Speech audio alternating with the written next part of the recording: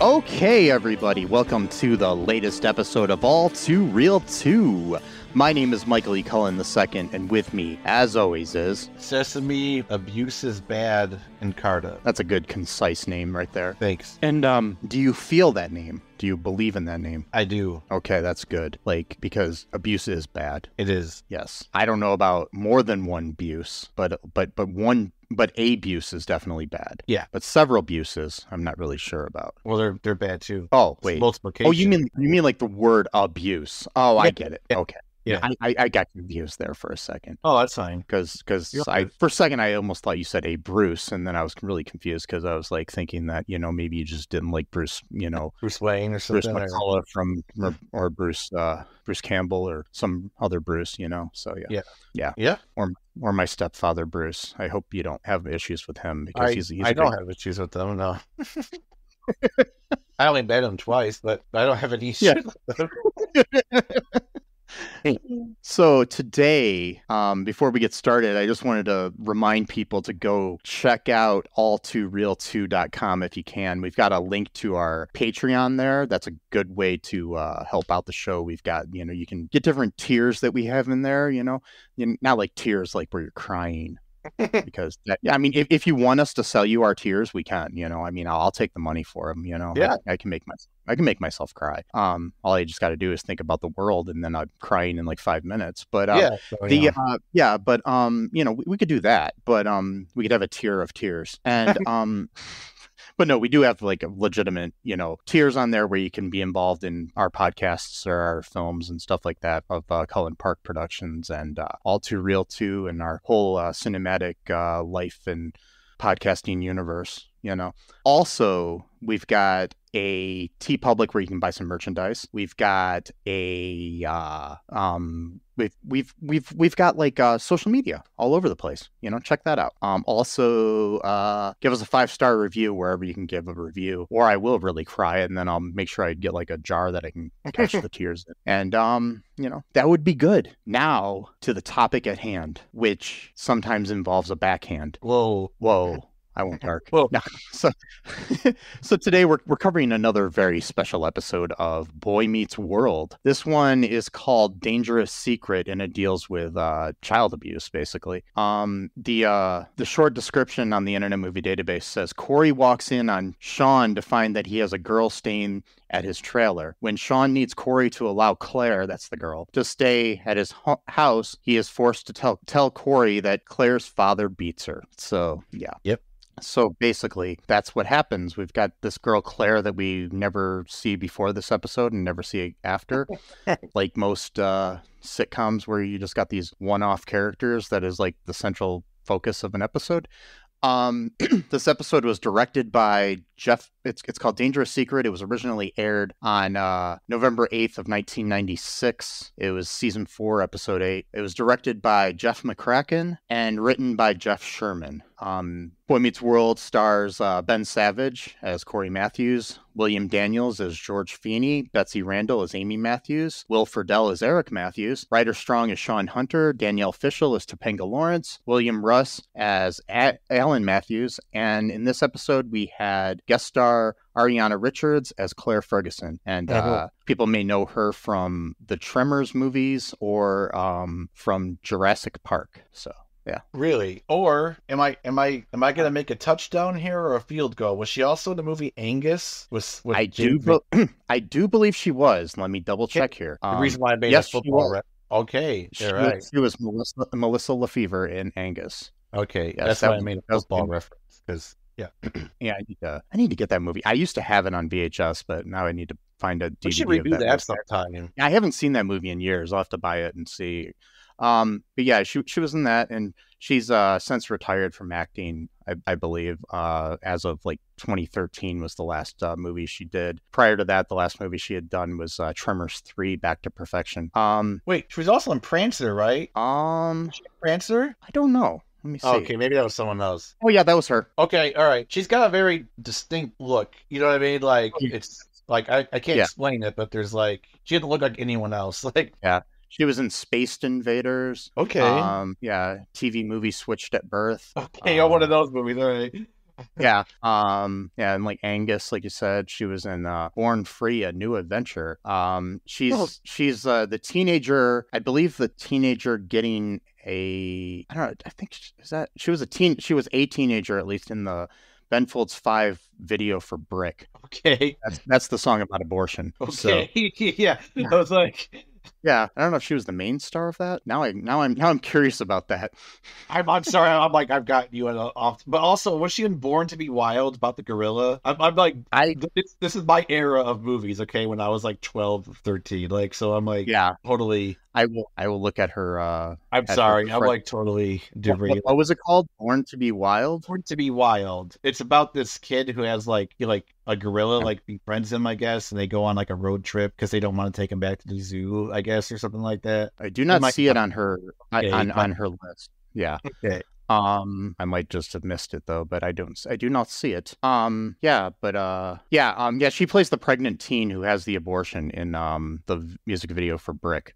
Okay. Which is like the first like top 40 hit song about abortion, I think. So that's crazy. Maybe not the first, but it was definitely, a song that people sang along with before they saw the music video and had no idea what the hell the song was about. They're like, this is a really cool song, bro, and stuff like that.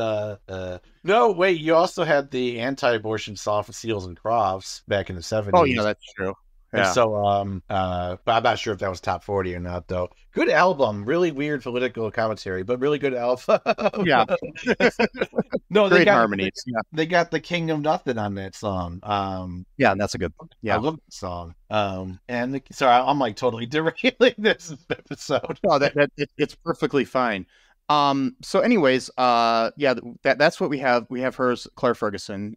So what are your initial thoughts of this episode? It was pretty decent. This is probably around the era when I first started watching Boy Meets World, around 96, 95. So I think I kind of remember watching this when it came out. I think they did a pretty decent job of the. It's a lot better than the cult episode when Shawn joined the cult for 30 seconds. And then they're in the same season. This one came first and then the cult one came after. Wow. So they didn't improve. They went the opposite way. Well, I'm not sure. Maybe it was filmed later. I don't know. But the cult one did have some good, scenes with Mr. Matthews and stuff like that and Feeny, but it was still... Yeah, but I liked it. I thought it did a decent job of, sticking to the theme of the show. Because I know a lot of these episodes that we've talked about, it's like the entire vision of the show changes just for that one episode. And then it's kind of weird. Yeah, it does kind of with this. The tone changes in this a little bit than some. Because with Boy Meets World, you would have like a really serious kind of episode one week, but then the next week, you've got Eric being a weatherman or something, So it's just kind of weird. So it's like, yeah. But I love Boy Meets World. It's like I think it's like one of my favorite sitcoms of all time for some reason. Pretty good. Yeah. And I've seen every episode probably about 30 times, and I'm not exaggerating by one bit. I've memorized so many lines. Yeah. But yeah, this was I think it was a decent episode. It's probably, in my opinion, the darkest episode, or at least one of the darkest episodes of like these very special episodes that I think was made around that time, at least in the 90s. So yeah, because it really covered the issue pretty well. We did a previous episode of Full House where there was a boy being abused, and I think this episode covered it a lot better, in my opinion, than the Full House one. Covered it up much like the bruises gets covered up with makeup and stuff like that. Sorry, yes. That was not what I tried to be. That was dark. I was just trying to be sarcastic, but it's okay. I started out the episode making jokes about the word abuse. So I know. Is this a single or plural? I know we're such great abuse. advocates. Yes. I will try to include something about abuse in our show notes for people if they need help. Just letting you know. May do a I don't know, something up front if you guys haven't heard it already. I might have a warning about it, but if not, just letting you know what we're getting into. I'll just do it now. Basically, we're getting into abuse here in this episode. So yeah, if that's a trigger, come back next week or go back and listen to an old episode. Check out our review of the Tooth Fairy 2. That'll be a good. Unless you have something about teeth. Unless teeth trigger you, then you might not want to. You want to do Kindergarten Cop 2 or something like or something else. Yeah, that's a deep cut. But, yeah, do Honey We Shrunk Ourselves. Well, that actually has some issues too that we talk about. So, anyways, one of the actors. Yeah, that has some cult issues. But anyways, so you've been warned, folks. So, just don't listen to any of our episodes. So just skip this week and don't listen to podcast. Listen to Behind the Bastards. No, I'm joking. Yeah. I'm trying to think of a podcast that's better than this. Listen to. Anyone else? No, I don't want to say that because they might start listening to Tim Pool or something. Oh, right. Yeah, exactly. Joe Rogan. Anywho, this what goes down here in this episode to start? Well, Cory, he's dropping off a bunch of stuff to Shawn's trailer because his parents are away for the week or something, and like groceries and and he thinks Shawn is sick. Yeah, so he brought like a bunch of like cough medicine and like flowers, because at one point he's like, "Oh, you forgot to bring me flowers," and then he's like, "No, actually I did, but I thought it might be inappropriate," or something like that. Like it is. He's like, "Yeah, it is, but that's okay." And then and honestly, I think with this is kind of like one of those first moments. Like if you're a longtime fan of Boy Meets World, you watch throughout the show, and this is one of those first signs of, most people think that Cory and Topanga is the love story of Boy Meets World, but it's not. The love story is Cory and Shawn. So. Excuse me. Yeah, I know. You know what I mean? Yeah. Yeah, because the way they interact, their bromance is the heart of the show, in my opinion. So yeah. No, it is. I mean, like the way they interact with each other is so much more natural than Cory and Topanga. It's like every time I see them together, I just feel really awkward, and I don't know. It just I never felt much chemistry. Eventually, Cory and Topanga get better, but the fact that throughout the show their history changed so many times, like they've been together since they were in diapers. No, before it was like since they were 5, and then at other time it was when they were 12. It's just like what?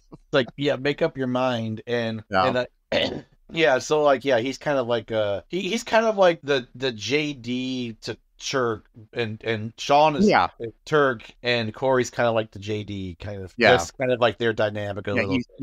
Cory's definitely the sensei. As JD. Yes, exactly. And then and so he's gonna go like, "Oh, don't worry, I'll just go plug in the humidifier." And then Shawn's like, "Don't go in there or whatever." And then that's when Claire walks out, and she's wearing like a robe or something like that. So yeah. And the thing is, the robe she's wearing, if you're a fan of the show, which because I am, and I'm really gonna point out these little obsessive things. it's a bathrobe that we have seen Shawn wear in previous episodes. Okay, so we know we know that it's Shawn's bathrobe, so it kind of implies something that didn't really happen, but so yeah. And so Cory thinks that they hooked up, and so he walks out kind of like feeling embarrassed, and Shawn's like, "Hey, it's not what you think," and then Cory's like, "It's okay, man, like you should have told me you didn't want anyone to come over, whatever, it's fine." And he's like "Please just trust me on this one, okay? It's not what you think, but I really can't tell you what's going on, so just keep this a secret." And he's like, "Fine." Then he ends up going blabbing about it. I forgot who he tells. He tells Topanga. That's right. He tells Topanga about it. But basically, the reason he tells her is because he's thinking that he goes and tries to basically have sex with Topanga. Oh yeah, that's right. I forgot about that part of the story. Almost trying to force himself on her, but it's like okay, but I don't know about that. He just was acting really weird. not quite that far, and I don't think he would have because Cory's not that type of guy. So yeah, but he's feeling like he's feeling less than his friend because he thinks his friend has done it and he hasn't. So yeah. Okay, now I'm remembering the candles and the grapes and all that weird shit. yeah, and his CD changer, which isn't really a changer, it's just a CD player. I know he kept making a big deal about his CD changer. It's got but it had one disc. Yeah, it wasn't the CD. It was just a CD player, Cory. A changer implied. I had a CD changer when I was a kid. It was fun. You could play like 5 or 6 CDs in it. Mine was like, I thought I was really cool, and then I went over to a friend's house and they had like 100 CD changer, and I'm like, God damn it! Yeah, I used to mess with mine. We have all those songs in our pocket. Yeah. I remember mine. You could make an actual playlist, and so like I would always overdo it though by like, oh, I want track 1 from this CD, and then I want to play track 4 from the next CD, and like just do it just because I could, and but like it wasn't like seamless because you would have to wait for each like CD to get in the right position. It's for the player to read it, so it wasn't like you're getting like a great playlist like you would from like a DJ show or like a wedding or something like that, but yeah, they were pretty cool. I got one from my high school graduation gift. That was pretty cool. We used to have there was a CD changer in a car I used to own, and it was like five or 6 discs in there, but the changer was in the trunk. Oh, okay. Which was really weird to me. And then on top of that, at one point, the little mechanism that you put the discs in, the door wouldn't open on it. Oh no! Finally got it open eventually, but for the longest time, we had 5 discs in there, and that was all we could listen to. Oh God! And like one of them was like an audio book, and then there was like. But it was only like the 3rd disc of the audiobook or something stupid like that. Oh yeah, it's like you can't even like listen to it from the beginning. Like yeah. God. It was so annoying, but yeah. Oh, good technology of the days. Anyways, so like I was saying there, though, we got Cory trying to be all romantic and trying to get to a further base, as he's saying, with Topanga, So and realizing like the errors of his ways, he ends up kicking himself out of his own room. Yeah. Yeah, like that. He's like, you stay, I'll leave. I'm the one that like screwed this up or whatever. Yeah. That was kind of and they had some funny parts of it too, because he was going to play some romantic music, and it was some kind of like Barney type music, and it was that, and he threw that outside. But then there was also like a Volvo audio manual for like his mom's car or something like that. Because it's like they're like listening to nice classical music, and then like it goes into like the narration of the Volvo or whatever. Like, were you at that one there was it was like a meditation devotional type thing that I ran one time, and set up music for it, and I did not realize that there were like dialogue from the movie Leaving Las Vegas in the middle of the music. Yeah, I remember that was just like it was like just like a cut from the movie itself, I guess, or something. Yeah, because I had the soundtrack and I really liked the song. I just hadn't listened to this song all the way through yet. So I didn't know that in the middle of it you had Elizabeth Shue and Nicolas Cage fighting with each other in the middle of the song. Yeah, I remember that. Yeah, I was so embarrassed. Like, okay, there's dialogue here, whatever. Yeah. When I was watching this, it reminded me of that. I was like, oh shit. Yeah. So like you ruined the moment. God damn it! It's like everybody's sitting there praying and meditating, and all of a sudden Nicolas Cage is yelling at Elizabeth Shue, and you're like, okay, I'm such an a-hole. Yeah. Oh, so basically then we have the next day at school. Cory's having some issues with Topanga because they're not getting along after what he tried to do the night before, and Mr. Feeny asks Cory how he can help the situation. After Cory asks him for some advice, he says that you got to keep the lines of communication open, and so he tries, and she doesn't want to. She's not having it right yet. She's still trying to deal with things. So then Shawn comes by, and he mentions to Shawn that he told Topanga about Claire staying the night, and of course Shawn gets all pissy. Man, He betrayed his trust. Cory betrayed his trust. Yes. And you know what? When trust is broken, after words are spoken, something that rhymes with spoken. Yeah. That was my new poem. You like it?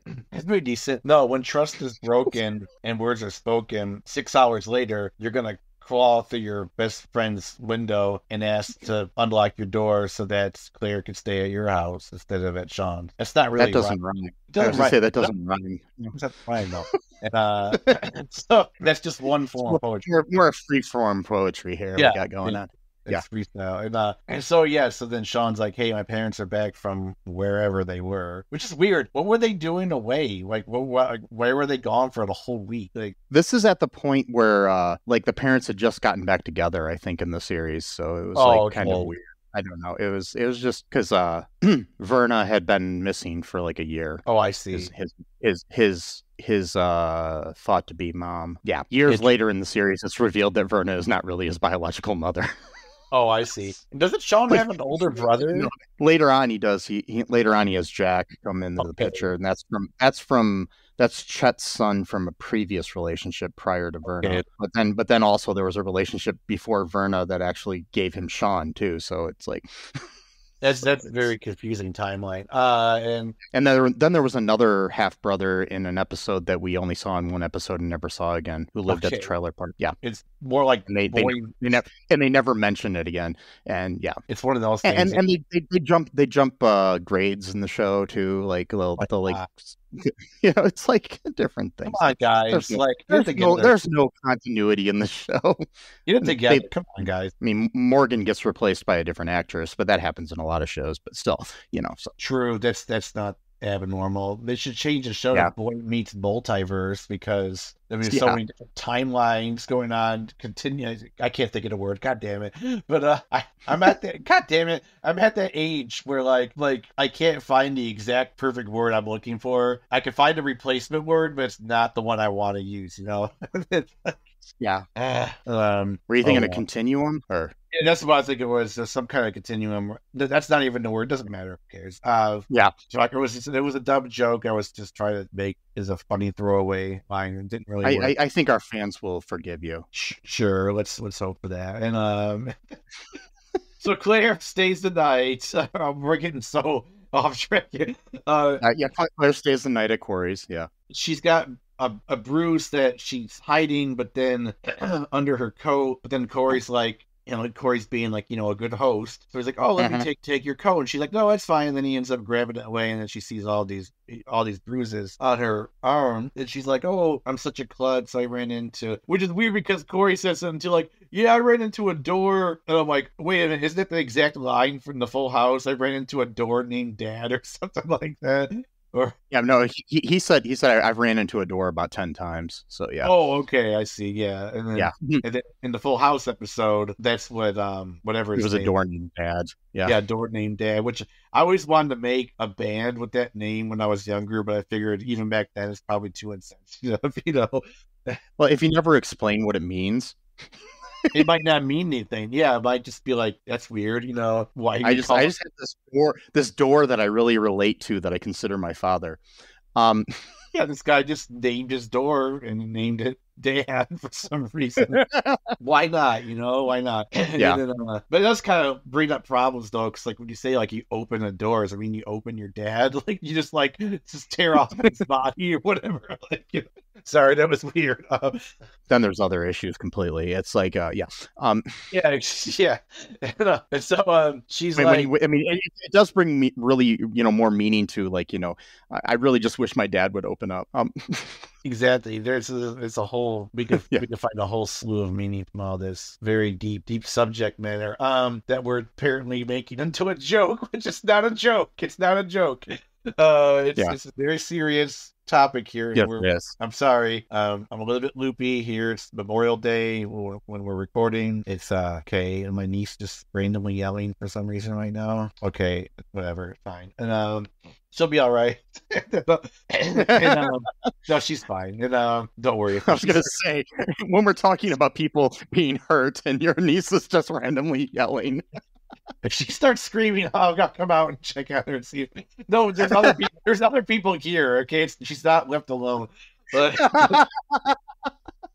yeah, I'm not just like letting her fend for herself or anything like that. Yeah. I'm not that bad of a person, okay? But no, so she's like, yeah, can I get a glass of milk or whatever? And he's like, yeah, sure. And so he well, that was, she kind of said that to deflect because he was gonna launch into some kind of, Yeah, like, I know. And at first they saw the there was an important part too that right before that though she points out the picture of the family above the mantle, and says they look nice, and stuff like that. So that's important later. But yeah. Oh yeah, it is. It's like, yeah, they are nice people. And then he's like, yeah, I know it's not my place to tell you what to do or whatever. And she's like, actually, can I get a glass of milk? And he's like, yeah, sure. And so he gets the milk, and she's already sleeping, which I always hated that in TV shows. No one goes to sleep within 20 seconds of laying down. Like, come on. I don't know.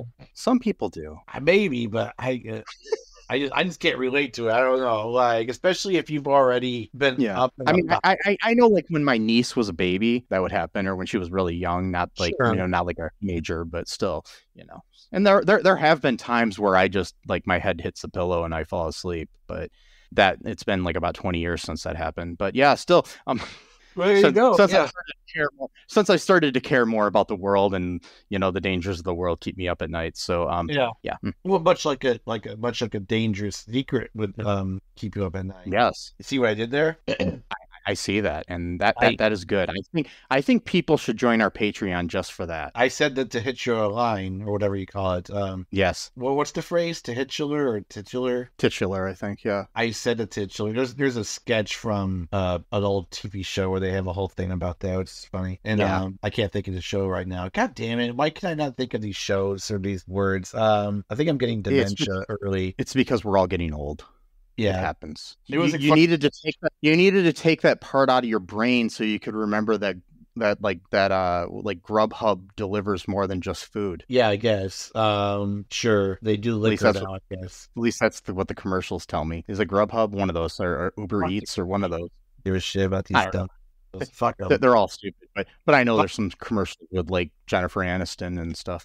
Anyway, so she falls asleep and then talks to Shawn about it, I guess, or something. I don't know. And what is the B plot? Is Mr. Feeny is weirdly trying to, like, we already did that one. Never mind. God damn it. Yeah, he's trying to give him good advice. Feeny's not really in this episode much. Not really. Yeah, but basically there is a part where before Claire stayed the night, Cory had a man-to-man with his brother, with Shawn. I mean Eric, not Shawn. With Eric about Shawn, and basically he said Shawn is running the bases, and you're just still up in the stands chucking peanuts. So yeah, which was a good line, actually, I think. So yeah, I don't even have any. Pretty good. Yeah. But then he tells him a story about how when he was a kid, and there was this guy Mitchell Davis who basically had to always one up him, and he had Eric had like a really cool bike, and Mitchell bought the same bike, but the thing is that Mitchell's didn't have training wheels on it, so and then so he was basically trying to say that sex is like a bike without training wheels. You do it before you're ready, and you're gonna fall and break your head, is what he said. So sure, yeah. Which was actually kind of good advice. It is. I like it on the show when there's a lot of episodes of the show where at least early on, where Eric was like kind of a jerk to Cory, but I kind of like it when he's still kind of slightly older brother jerky, but he's like nice to him and gives him good advice. So yeah, that's always good. Yeah.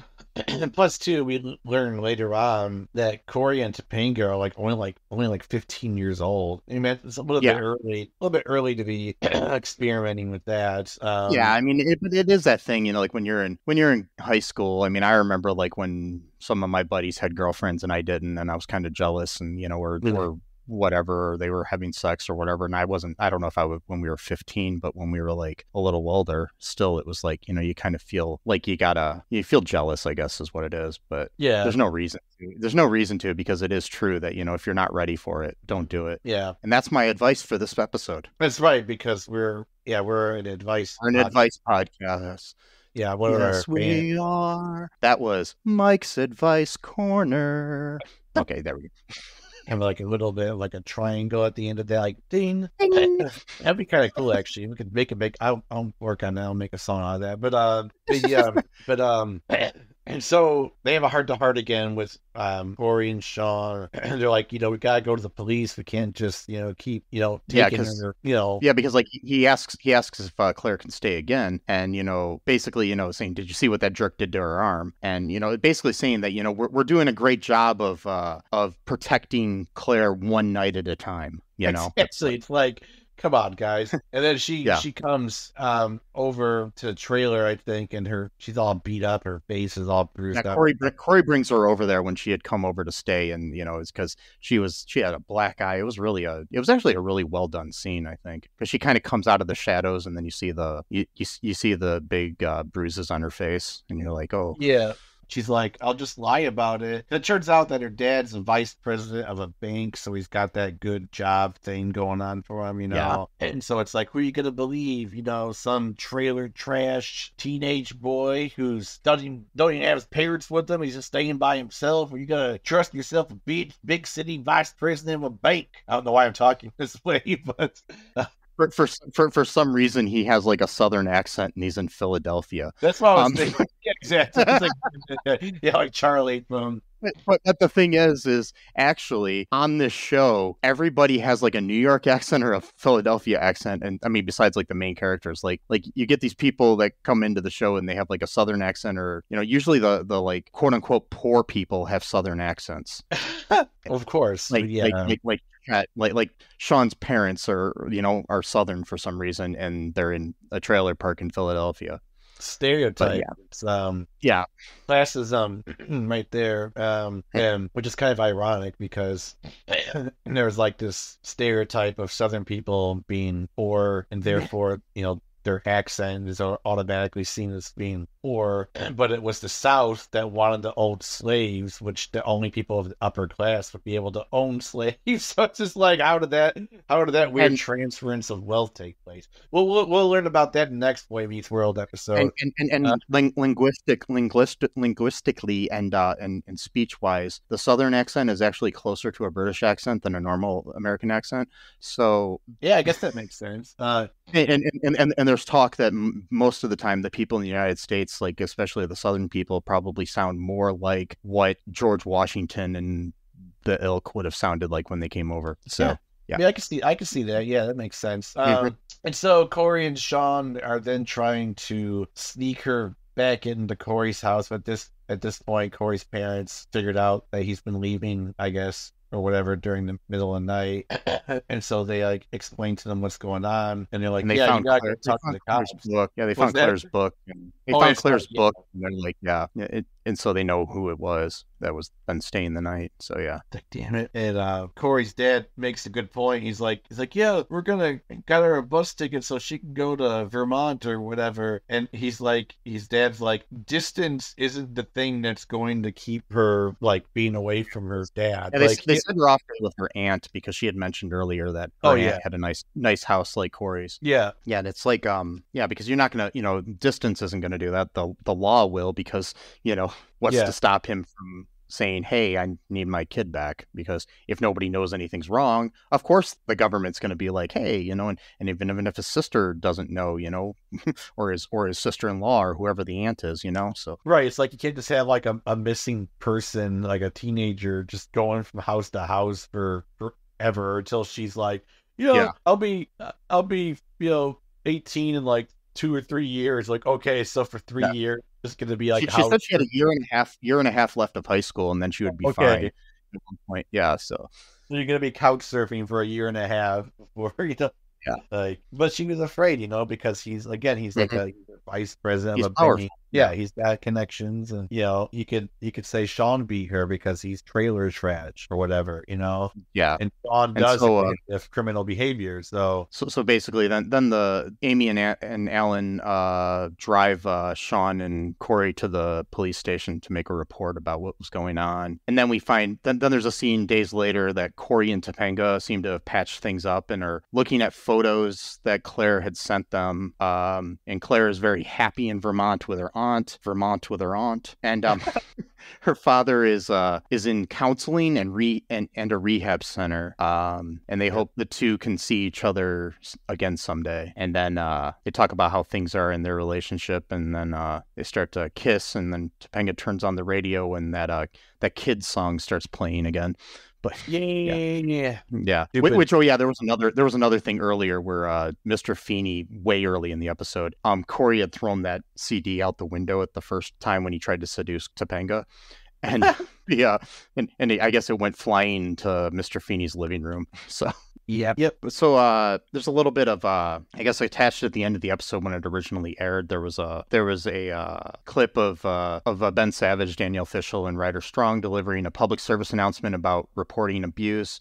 It was replaced in syndication with an announcement of the National Childhood Abuse Hotline delivered by Ryder Strong. At one point, Cory mentions Shawn blowing up a mailbox with a cherry bomb, as well as him stealing Turner's bike. A callback to seasons 1, The Fugitive, in which he does blow up a mailbox with a cherry bomb. And then season 3's I Never Sang for My Legal Guardian, which he almost steals Turner's bike. He didn't totally, but yeah.